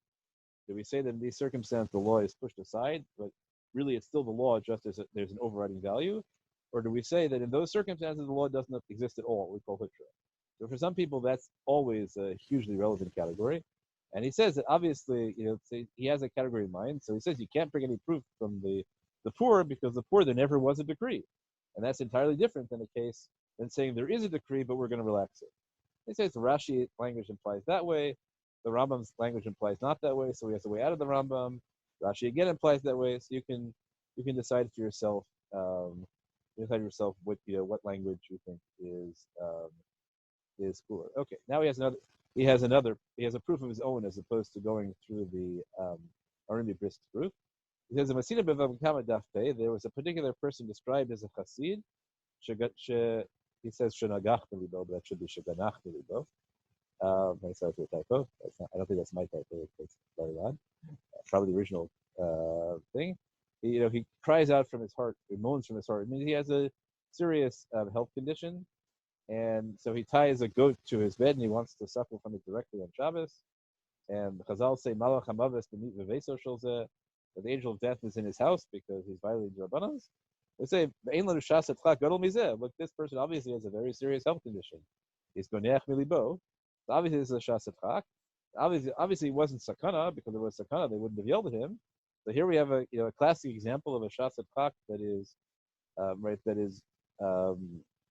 not quite the level of pikuach nefesh, and yet you see that they yelled at him. Okay, and then he says, now it gets complicated. So what about this chassid? He's a chassid. So why is he lenient? So it seems because Rabbi Gamliel said that was really permitted, and he was somech b'shas adchak of Rabbi Gamliel. So the idea that you can rely on minority opinions is not the same thing as saying that you can relax what you agree is halacha. All right, and it connects us to a general principle which we may or may not have time to discuss in depth today, which is that we rely on minority opinions in shas adchak. And the Sefton Idios, right, famously says, right, why do we allow the individual, the position of Yachid bin Merubim, so you can rely on it b'shas adchak. So even the Chassid's position has no relationship to us, because he wasn't saying that Rabbanan didn't apply. He was saying he was relying on minority opinion. And his colleagues who objected, they said that he was the kind of person, right, because he's a Chassid, like he gadol kimoso havle lahachmir, he should have been machmir shlo yilmadu acherim menu lahakel af b'lisara. Because if he relies on individual b'shas adchak, other people will be lenient unnecessarily, and they also come to violate their rights because they don't really know the underlying halacha. They'll call upon him, but he says, look, you can see from that case that nobody thinks you can be matir d'rabbanans, even in a shas adchak, unless there is some position that says that the d'rabbanan does not apply at all. But b'davar she'ein bo shum dei lakel, but in a situation where nobody is lenient about the underlying law, then sorry, I just lost power again. A situation where nobody is lenient on the underlying law, then everybody would agree that the halacha stands as is. I don't know why I just lost power. Okay, there we go. Sorry, I keep doing that. This could be a really big issue. Let's lose power. I'm back on. I think okay, there is a risk that we will just end because for some reason my computer has ceased to recognize my. Oh, there we go. Okay, good. Okay. Fine. Then we're skipping obviously lots of spaces in the Melchiel. He said you might think that we have a new rule, which is forget the idea of relaxing Rabbanan in the case of where, because lots of people are in difficulty. What if we say that most people can't handle it? And there's another rabbinic rule which says, "Ein gozer zera l'tzibur, ela im kein rov hatzibur yochel lamod bo." We don't make decrees on the community unless most of the community can withstand it. So the question is, does that rule mean that you can't initially impose a decree on it, or does it mean that any decree which people can no longer handle is automatically at least suspended or maybe even nullified? So he thinks he has enough proof. We don't have time to go into it. I don't think his proofs are dispositive, but he thinks he has enough proof. Al Kolpan Nisbar Mizeh, he thinks his proof shows that if after the Gzera is made and in place and spread throughout the community, it turns into a circumstance where most of the community can't withstand it, sort of gadol levatil. So he thinks in those circumstances it does not automatically become nullified. It requires a greater beit din than the original beit din to nullify it. Okay, so that's so we have to decide, right, whether first of all, right, what is the boundary of any Rovat Tzibur Yochel Lamod Bo? Does it mean they're actually going to violate it, or does it just mean it's really very hard for them? When when the Marimi Brisk permitted people to eat these double, did he do it because they were going to do it anyway, or did he do it because they weren't going to do it anyway, but he thought they should be allowed to? Right? And if they weren't going to, does that mean in Rovat Tzibur Yochel Lamod Bo? So it's not clear what the threshold of that is. It seems, I find it very hard to believe that you could have a rabbinic decree that actually was practically unsustainable. Obviously, got to be pikuach nefesh, it would be permitted for everybody. So what happens if you have a rabbinic decree that is not pikuach nefesh, but you just know that most people won't be able to keep it psychologically? Does that, right? So he thinks in those circumstances it requires a more powerful beit din, a greater beit din than the original beit din in order to relax it. And that's a very difficult question that deserves its own discussion as well about what the boundaries are. Obviously, this is a question that's come up in America a lot. And the easy example is, what about people going to work on Shabbos, Friday and Shabbos, in circumstances where they're going to get fired and it's impossible to get a good job, right? So you expect an entire community not to go to work on Shabbos. Right, so those are dioraisas, right, not diorabanans. But what if we create a circumstance where all the work was diorabanan? What if we think that typing on a keyboard is only diorabanans, and now we have lots of jobs like that? Right, so there were people who tried to pull things out like that, and those people, I would say, in the history of halacha, have, as we have it now, basically lost. But it's worth investigating why they lost and whether that means that they were wrong in principle or just that they picked the wrong circumstances to apply. Okay, so let's bracketing that. He thinks he's resolved that issue, that even if we define this circumstance as most of the community can't withstand it, it's right. There's no greater beit din, and therefore the Marimi Brisk do not have a right to allow this, and people can't assume it's going to be. Okay. Now it says, right? Yes.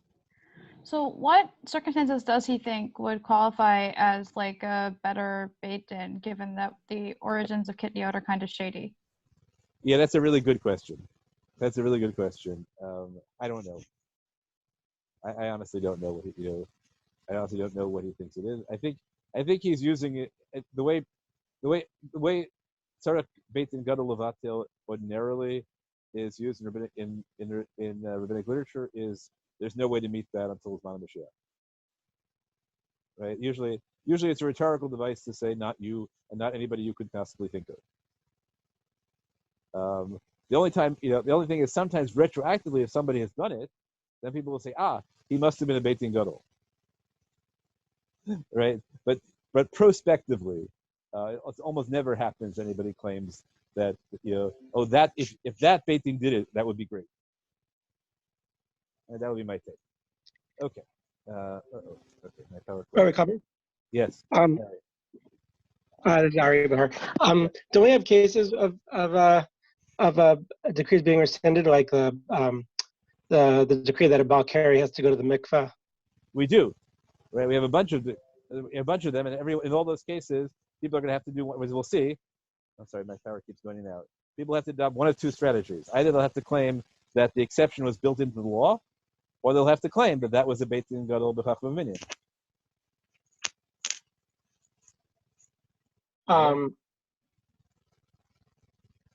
Okay. Okay, right. Those are all the strategies that people use. Or alternatively, right, the third strategy is to claim that it never spread through the whole community, so it never really took effect. Right. That's the device the Gemara uses by Rebbe being matir shemen. So if you're taking an external prospect, you look at it and you say, if you wanted to say, if there's a rabbinic will, is there halachic way? Sure, you can take one of those approaches, right? You can always clear it, but always the control is integrity. Do you really believe that it wasn't part of the original Xera? Do you really believe that you're a greater Beit Din, and so on? Okay. So now he has it right in Yud Gimel. He tries another approach. He says, "I'll quote right," and here's his conclusion. I'm skipping his evidence. I'll call upon inspired. Right, it certainly comes clear from what I have said. Af Chazal lo hikilu me'atzmam b'makom seda b'takanas kadmonim. He thinks that even Chazal did not, on their own recognizance, use right, create leniencies in it just because of a circumstance of loss in their predecessors' decrees. I'm sorry if you keep hearing beeps because I'm trying to get my power cord to stay consistent.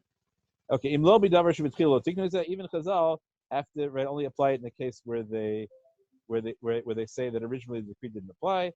Oh, shemitakne etakana, right? Here we have another way out. Right, this is a great one. Oh, shemitakne etakana gilu da'atam shereshut lahakel b'makom seder levat legamrei. Another thing is sometimes decrees have built into them not the leniency, but the right for later people who are not greater to have leniencies. That's what we use by Rabbeinu Gershom, right? Rabbeinu Gershom made the decree, but he wanted to leave it to for later people to make leniencies as they wish. So because Rabbeinu Gershom built into his decree leniencies for people to make when they wish, therefore we have the right to do that. Okay. Or sheroim shegam hem chilku b'takanasam lahakel beis tzarach shash hefsed. Another example. What happens if you see that the people who made the decree themselves built in exceptions? So maybe you can generalize those exceptions. You can't say it wholesale. Okay, right? So the whole truth to this point has been arguing that the Marim Brisk is, I would say, engaging in what he thinks is a bad form of legal reasoning, meaning that he's creating very general rules that have the risk of being abused, instead of narrowly tailoring his approaches. Right? This might be it's a critique that certainly at one point in my life I had about the Warren Court in American constitutional law, that the results were desirable, but the formulations were such that they would inevitably lead to unintended results. Okay, so now we're going to find out what does he think fundamentally about the Marimi Brisk's psak. So here's what he said. So now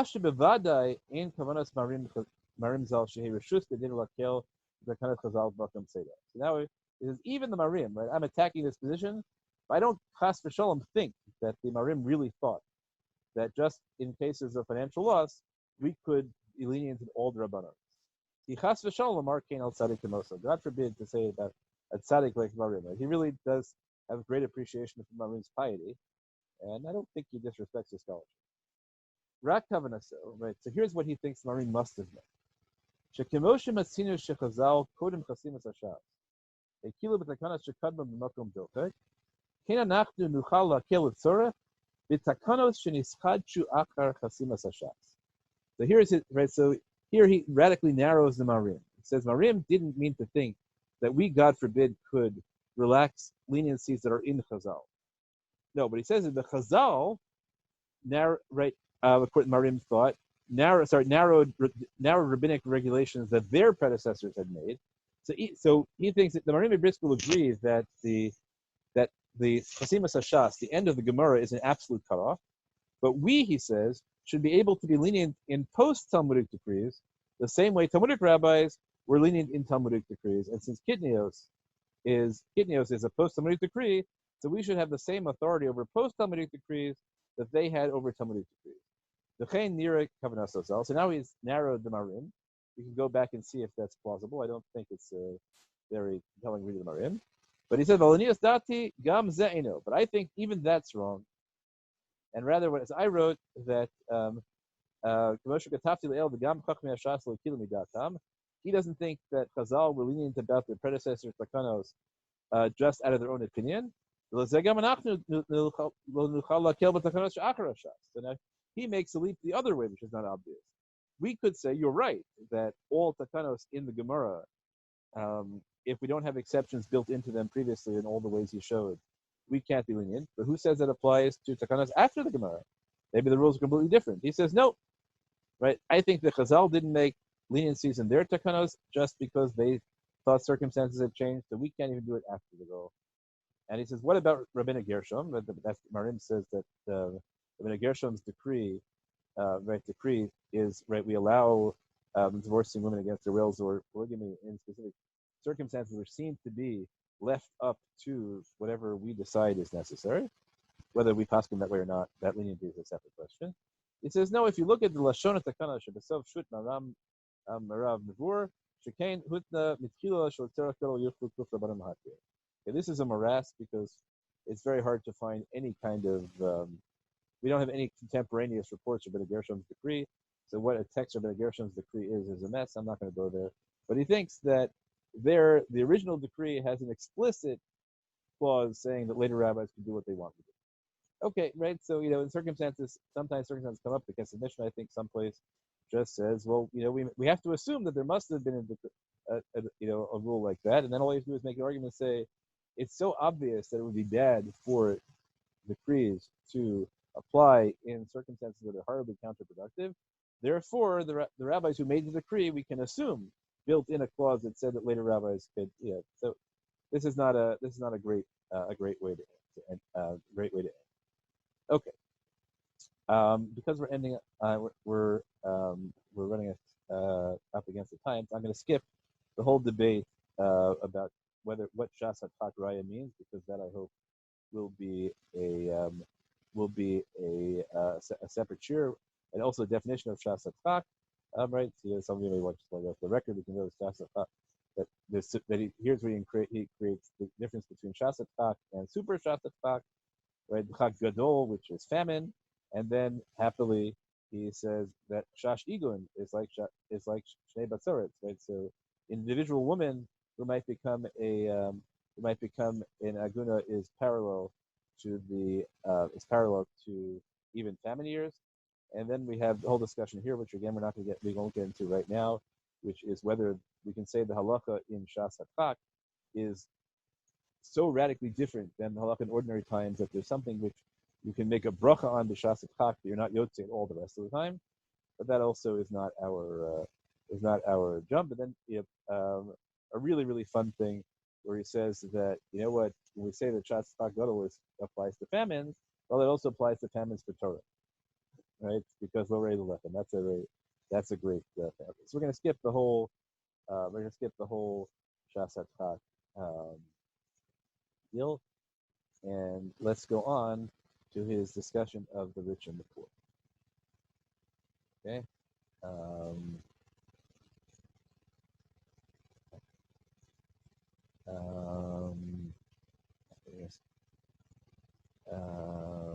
Okay. Right. He goes back. Let's get to Tes Zion. He says, "V'yesh lavi raya." Now he finally gets the minhag. Right. V'yesh lavi raya shel lahakel b'shas HaTchak minhag, and he quotes the same Gemara in Psachim that we saw with the Ramachmir on Bnei Baishan. Okay. Right. So that right, which already the Marimi Briska out of that by saying that was talking about permanent suspension as opposed to temporary suspension. Fine, that's not my issue as well.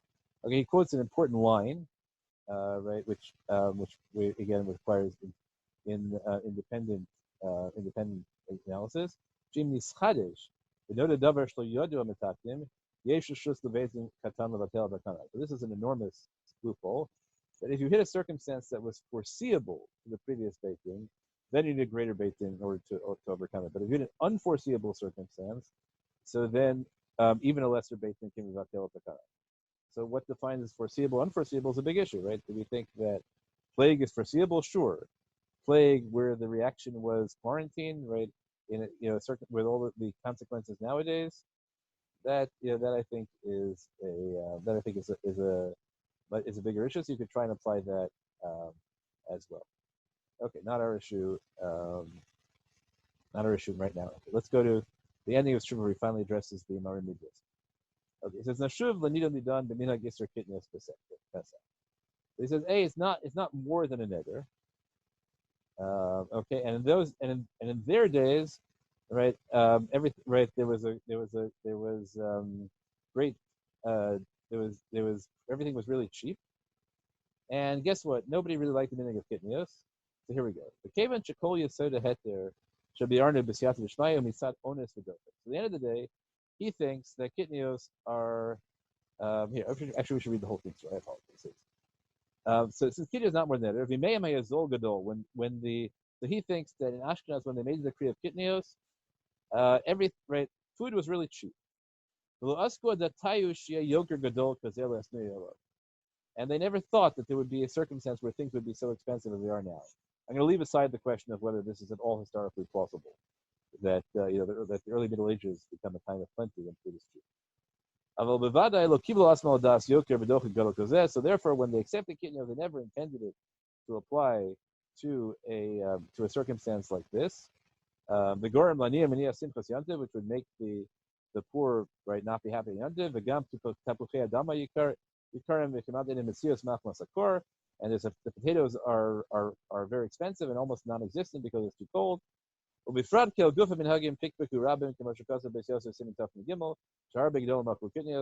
okay, he has all his reasons being matir. Right? First of all, it's a minhag, and a minhag is a neder, and a neder only applies.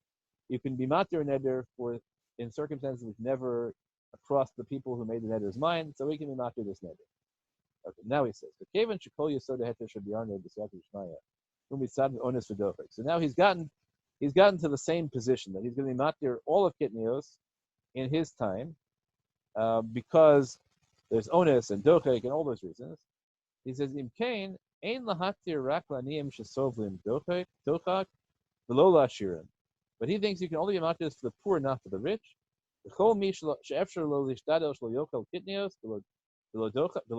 And anybody who can eat kitniyot without grave difficulty, so he reaches the same conclusions in Maharim on much narrower ground, and then he says, my heter is much narrower than Maharim's.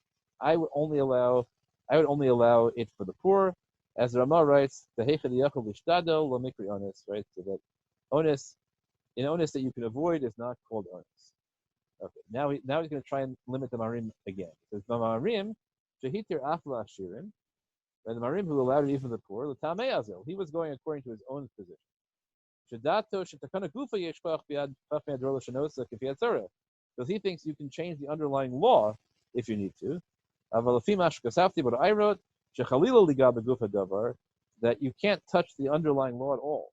Rak Mishav Ones Yesh Lahatir, but you have the right to allow particular people because they're in extraordinarily pressed circumstances. You can allow those people specifically in Kain Lahatir Rak L'Mishu. Okay, so it sounds like he is fundamentally disagreeing with the Marim Brisk's idea that the Simchas Yantiv of the Aniyim is enough to permit it to the Ashir. But now he throws in another one. He says, "V'emes Kefia Shesu Parlana." But according to the story as it is told to us, Yafed Diber Marim Hagon Marim Zal Lefiz Mano. Right, but I think that the Marim might have been right and spoken correctly for his own time. Shaya az yoker nora me'od, because then there was an enormous, everything was enormously expensive, right? V'gam midales pruta, and also there was no money. Ulevadia hirgisha tzedek hanal, sheyesh harbe anashim sheboshim lefarnes aniyutam. Is what Tovia said earlier, right? Certainly there are lots, and that tzedek recognized that there were many people who were ashamed to publicize their poverty. Umisraim ka'ashirim, and they kept up appearances and looked rich. I always quote, this is where, if you read Jane Austen, right, you see that, right? The genteel poor, right? People who belong to rich families and have become poor but are not, but maintain social appearances. Ulecherpa yelehem lechol kitnios, and it would be a shame for them to eat kitnios because that would be acknowledging their poverty. And because of this, they would rather endure the humiliation of starving on Yontif than the humiliation of being poor. And it's not clear whether it means acknowledging to themselves, or more likely, I think, acknowledging publicly by buying kitnios in the marketplace. So therefore, Mariam, put on the robe of righteousness and commanded everybody eat kitnios. Right? So he uses this fudge word again. So it's almost pikuach nefesh. Kifia shirmati, as I heard, me'otzim hayokir v'rav she'az, v'chagon ze yesh ladun v'lamar, the nichale lechaver le'me'abed isuri klila v'en kamakom harif. That's an.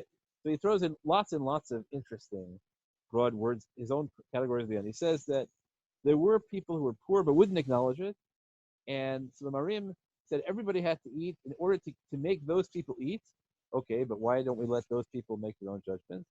Because it's almost pikuach nefesh. Because he's not willing to use the Marim's argument that it's just simchas yontiv. It's almost pikuach nefesh, and in those circumstances, he's still not willing to say it's mutter. What he says, he quotes another line that again requires his own shir. That under certain circumstances, we say that it's worth it for a chaver to violate a minor isser in order to prevent an ama aretz from violating a major isser. All of you will look at me and say, but don't we say that, right? You shouldn't think about which isser are major, which isser are minor.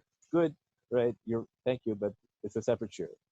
This is a very limited phrase, and usually we say it only applies, let's say just offhand, when the chaver is responsible for the isur of the isur that the ama aretz will produce. But again, that requires a separate conversation. But his outcome, which I think is that the Marim was right when he said it.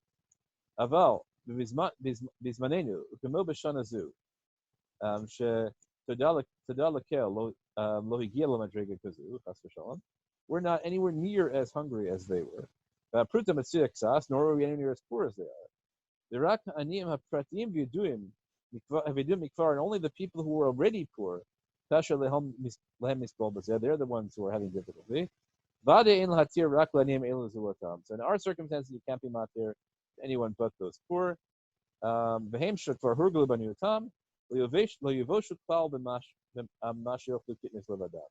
those people who already used to poverty, they're not going to be ashamed at all about eating kitniyos on their own. This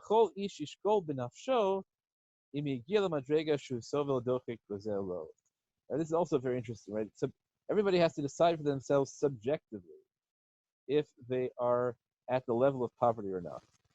So it's really interesting because he leaves the Maharim's psak intact and comes up with a social justification, even though in his circumstance he paskins exactly the opposite.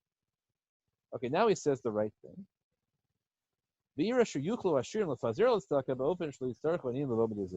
But if the rich people have enough money to prevent the poor from relying on this, that would be much better.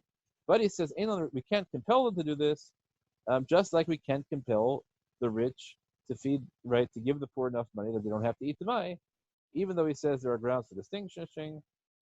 But nonetheless, that's the halacha that we can't compel the rich people, though they should do it.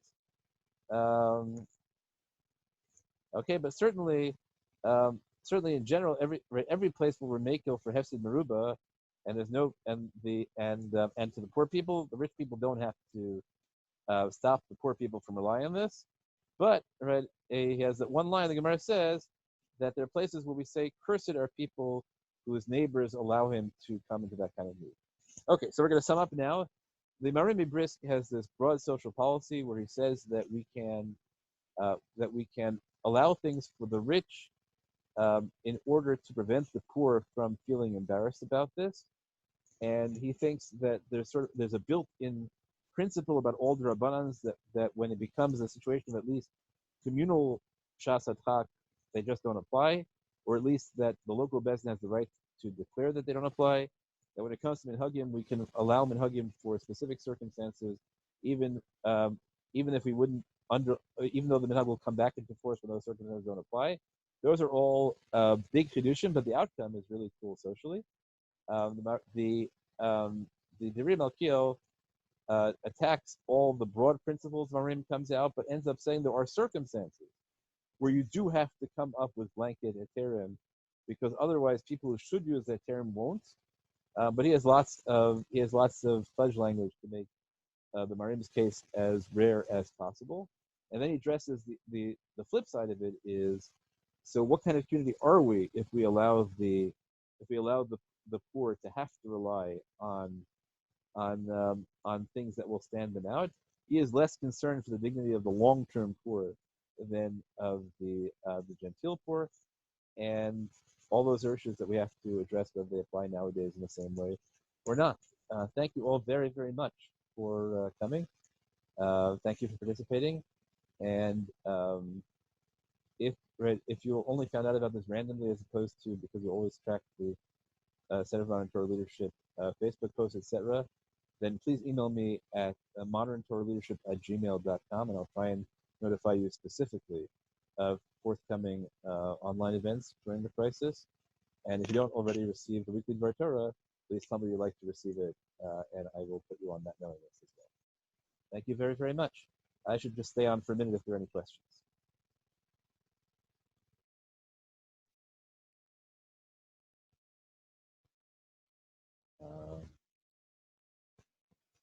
It's really terrible with technology, so I can't see if anybody's raising their hand. But if you're not talking, I assume there aren't questions. So thank you, and hopefully we'll see you soon.